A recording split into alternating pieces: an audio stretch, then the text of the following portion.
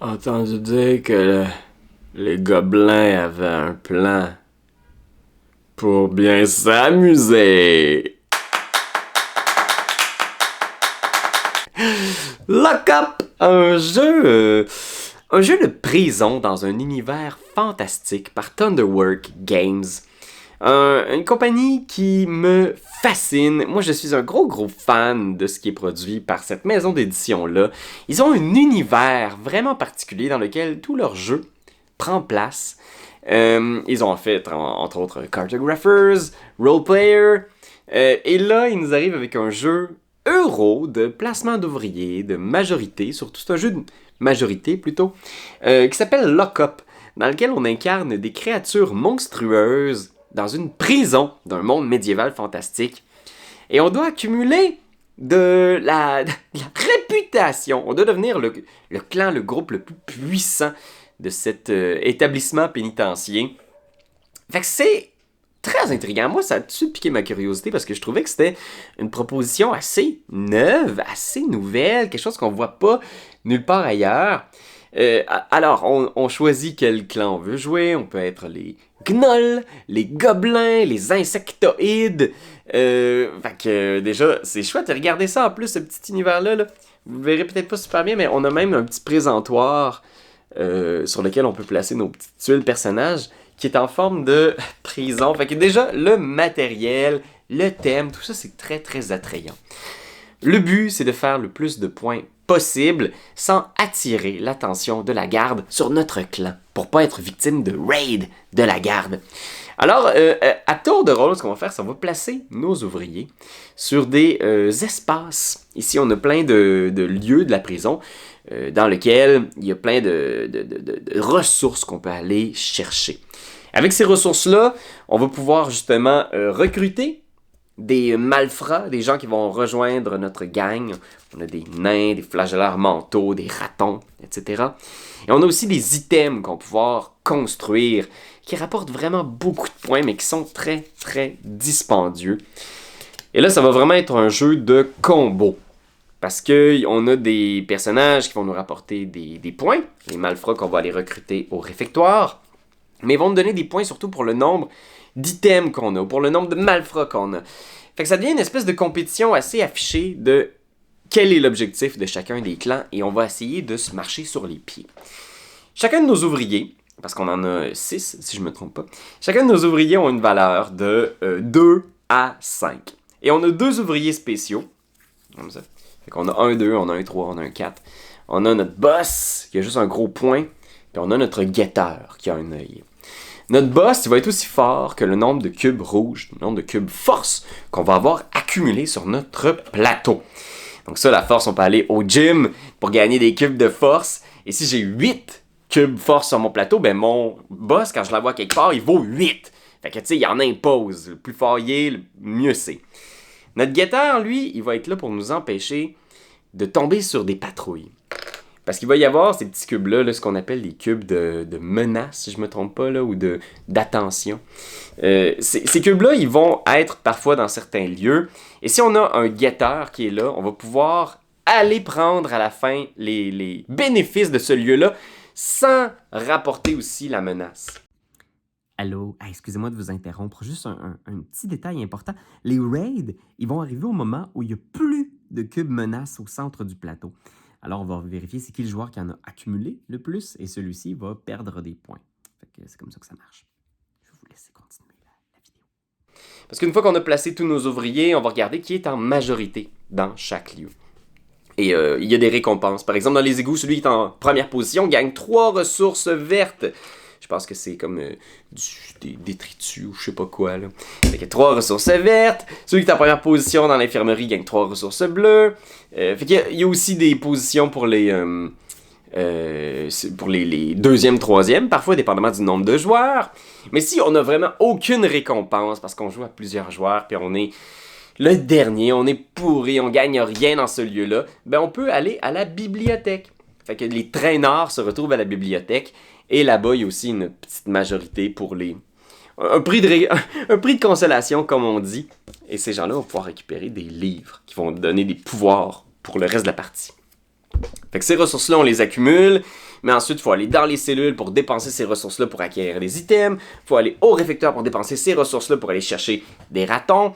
Fait que la majorité est toujours importante dans n'importe quel lieu où on se trouve, et on peut, un certain nombre, dépendamment du nombre de joueurs présents autour de la table, mettre des tuiles face cachée.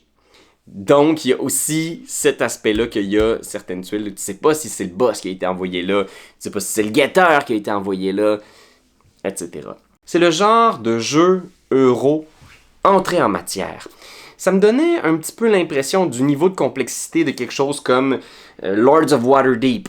Puis dans ce sentiment-là aussi, très agréable, où c'est très gentil, parce que tu te retrouves rarement complètement désavantagé. Tu repasses rarement les mains vides. Et toutes les ressources sont un peu utiles. Toutes donnent des points. Les objets donnent des points. Les amis donnent des points. Fait que ça donne l'impression que c'est un jeu qui est quand même assez gentil, aimable. Surtout pour un jeu de majorité où c'est d'habitude assez corsé, assez rentre-dedans, assez... ouch, ça fait mal. Tu te sens un peu, martyrisé à la fin d'une partie parfois. Là, c'est pas le cas. C'est très gentil. Je le vois même aussi dans un ton un peu familial. Parce qu'il n'y a rien de monstrueux. Tu sais, les gobelins, les gnolls, tout ça, c'est un peu Walt Disney. Là. On n'a pas rien ici qui est effrayant. Donc, même si vous avez des enfants, tu sais, 8, 9, 10, même, je sais pas c'est quoi l'âge qu'ils recommandent. C'est sûr qu'il faut être quand même assez familier avec la lecture. Mais c'est tout assez symbolique, là. Fait que ça peut se jouer comme jeu d'entrée en matière. J'ai quand même eu une petite déception de voir un thème aussi accrocheur, aussi attrayant, aussi original, mais de voir qu'on est quand même un peu partout en eau tranquille. C'est mon impression. J'ai eu beaucoup de plaisir, j'y ai rejoué quelques fois, puis j'y rejouerai probablement. Le problème, c'est que il n'y a pas une réelle mécanique surprenante qui va me pousser à faire comme « Hey, il faut vous essayer ça! » Tu comprends-tu? Mais on dirait que je trouve ça triste quand on arrive avec une proposition comme ça et qu'on tombe encore dans qui gagne, celui qui fait le plus de points. Ça devient très subjectif, Internet, là. Tu m'en as peut-être déjà entendu parler, mais je trouve que c'est parfois un peu paresseux comme design de faire le gagnant, c'est celui qui fait le plus de points, puis les affaires que tu fais dans le jeu te donnent des points. J'ai l'impression que ça va pas au-delà de ce que l'histoire pourrait nous conter. J'ai vu ça, puis je me disais, peut-être dans ma tête, j'imaginais l'idée que c'était des gens qui essaieraient de faire un plan d'évasion et que tu aurais besoin de trouver différents spécialistes. Et que si un garde tombait sur toi, il pouvait saboter une partie de ton plan, mais tu peux avoir un plan backup qui est une possibilité de gagner autre que juste on fait 6 manches, à la fin des 6 manches, qui a le plus de points, il gagne. Je trouve ça dommage que quand des gens ont des idées si originales pour une thématique, les idées mécaniques ne sont pas toujours aussi novatrices. Reste que là, c'était très subjectif, cette petite complainte-là. C'est pas la proposition qui est ici. Fait que sache-le, il y a tellement de classiques établis dans les jeux de majorité que si tu me demandes bien franchement lequel je te recommande, je vais avoir tendance à te proposer des jeux qui ont des conditions de victoire peut-être un petit peu plus originales, comme Le Roi est mort, qui est un excellent jeu de majorité, très original, avec plein de twists. Il y a des classiques, des jeux de majorité qui sont difficiles à déplacer, comme Tammany Hall ou El Grande. Donc, je pense qu'ici, on s'adresse vraiment à des gens qui veulent un beau titre d'entrée de gamme, possible de jouer en famille, possible de jouer avec des gens aussi qui sont pas super familiers avec les jeux de société. Puis surtout, il y a cet univers-là qui est tellement sympathique. Je vais le dire, c'est le terme qui me vient. Puis, les combos sont le fun. Il y a quand même une recherche qui est pas inintéressante pour donner un petit peu de cœur et de complexité à ce jeu-là. Par exemple, les ratons, qui peuvent être des gens que tu recrutes. Le premier vaut -3, mais le 5e, 25. Fait que tu sais, il y a comme une espèce d'idée de set collection, même chose pour les nains. Le premier vaut juste 1, mais après ça, le 7e, il vaut 30. Fait que tous ces éléments-là font qu'il y a quand même des dents, il y a quand même de la tension autour de la table. Fait que c'est mon impression. Reste que c'est une maison d'édition à surveiller. C'est Intrafin qui fait l'édition française. Mais je trouve que leur univers est vraiment chouette. Un peu générique, médiéval, fantastique, mais j'aime ça, cette cohérence-là. Puis retrouver la touche, les illustrations que j'ai vues dans Cartographers, qui est aussi vraiment un jeu à essayer. Fait que voilà, c'est mon opinion de Lock Up, presque un jeu d'évasion, de prison médiéval fantastique. Avez-vous le courage de sortir de cet enfer, Internet? C'est toi de trouver l'épisode de jour du Popoche? Sonne la cloche! Sonne la On cloche! parle de jeu, like-nous, commande, suis-nous, ouais! Sonne la cloche! Sonne la cloche! Partage à tes amis, partage à ta mamie, ouais. Sonne la cloche! Sonne la cloche! Comment ton ouais, fais-le mon kiki! Sonne la cloche! Sonne la cloche! Sonne la cloche comme quand Jésus a sonné à la porte pour aller souper chez Zachée.